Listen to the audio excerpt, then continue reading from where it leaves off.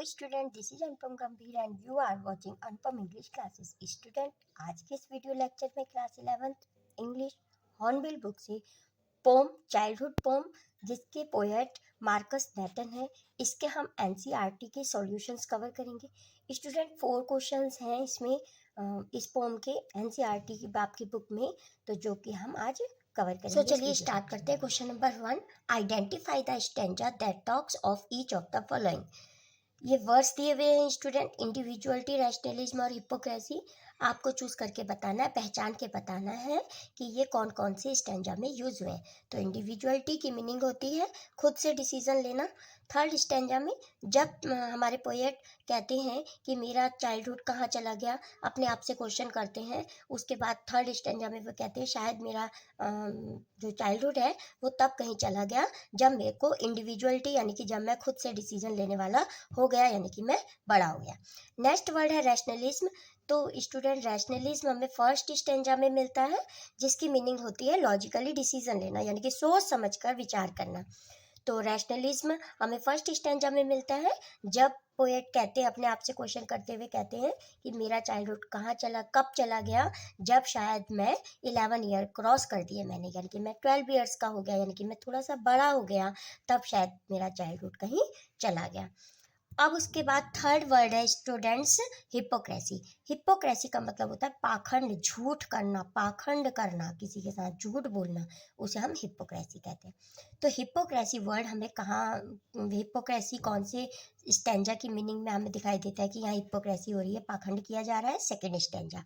तो student, second stanza में जब हमें पोएट अपने आप से क्वेश्चन करते हुए पूछते हैं कि वे लोग जो एडल्ट्स लोग होते हैं, बड़े लोग होते हैं, वे हमें तो ज्ञान की बातें बताते हैं कि सबसे लविंगली रहना चाहिए, सबके साथ प्यार भरी बातें करनी चाहिए, लड़ाई झगड़ा नहीं करना चाहिए, लेकिन खुद इस पे फॉलो नहीं करते, यानी कि खुद आपस में लड़ते झगड़ते रहते हैं। तो शायद मेरा बचपन तब कहीं चला गया। तो हिपोक्रेसी हमें सेकेंड स्टैंडा में देखने को मिलती है। Students, now we come on question number 2. What according to the poem is involved in the process of growing up? जैसे जैसे हम बड़े होते जाते हैं, ग्रोइंग अप, हम बढ़ते जाते हैं, बड़े होते जाते हैं, वैसे वैसे हम इन्वॉल्व हो जाते हैं। तो पोम के अकॉर्डिंग हमें बताना है, डिस्कस करना है। तो आंसर है, according to the poem the process of growing up involves attaining maturity and becoming a rational and logical thinker.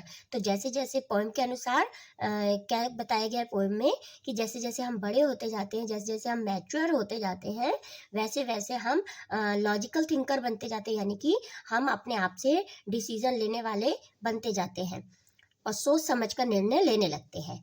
Uh grown up can tell a difference between reality and fantasy. ये जो बड़े होते हैं वो reality और fantasy, reality मतलब वास्तविकता और फैंटेसी मतलब झूठ पाखंड, तो इसके बीच में डिफरेंस करना जानने लगते हैं जैसे जैसे जब हम बड़े होते जाते हैं। A mature person stresses on his thoughts and is capable of having his own opinion. एक मैच्योर पर्सन, जब कोई भी पर्सन मैच्योर हो जाता है पूरी तरह से, तो उसके अपने थॉट्स और अपनी राय वो खुद से लेने लगता है, यानी कि खुद सोच समझकर अपने विचार प्रस्तुत करने लगता है। तो पोएम के अकॉर्डिंग हमें ये बताया गया है कि जैसे जैसे कोई पर्सन बड़े होते जाते हैं, मैच्योर होते जाते हैं, वैसे वैसे वो अपनी अपनी फैंटेसी या रियलिटी में डिफरेंसेस कर लेते हैं और अपने विचार और अपनी राय प्रस्तुत कर सकते हैं। Now we come on question number 3. What is the poet's feeling towards childhood? बचपन को लेकर, बचपन के प्रति पोएट की क्या फीलिंग है इस पोम में, वो हमें डिस्कस करना है, बताना है। तो the poet regards childhood as an important stage in the process of growing up. तो पोएट कह रहे हैं कि ये जो बचपन है हमारा, ये जैसे जैसे हम बड़े होते जाते हैं, इस प्रोसेस का सबसे मेन पार्ट है। Childhood is a period of make believe.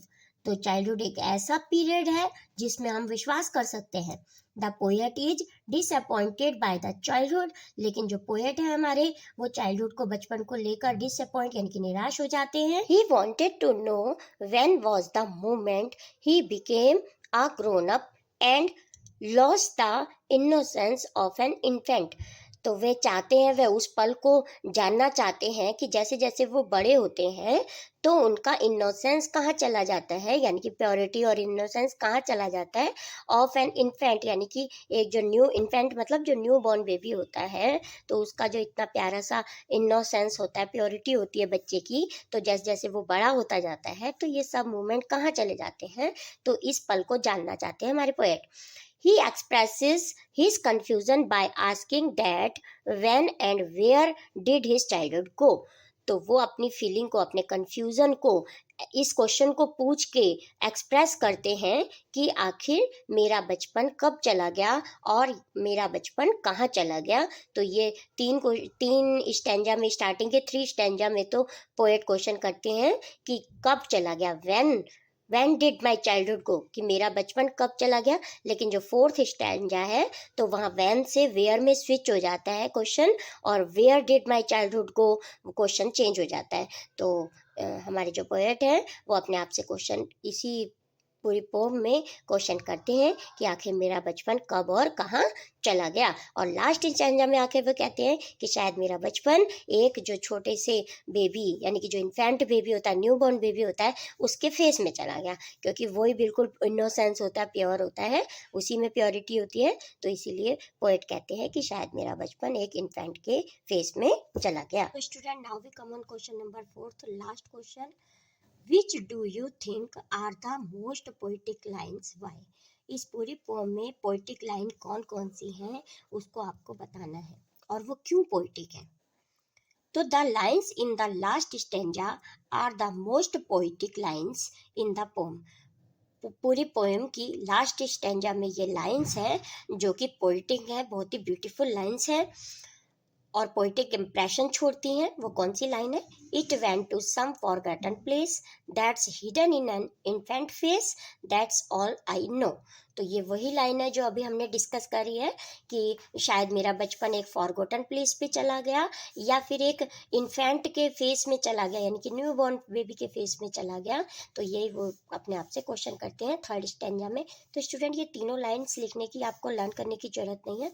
आप it went dot dot I know use कर सकते हैं, या सिर्फ इतना लिख सकते हैं कि in last stanza we got the lines where I found poetic lines of this poem.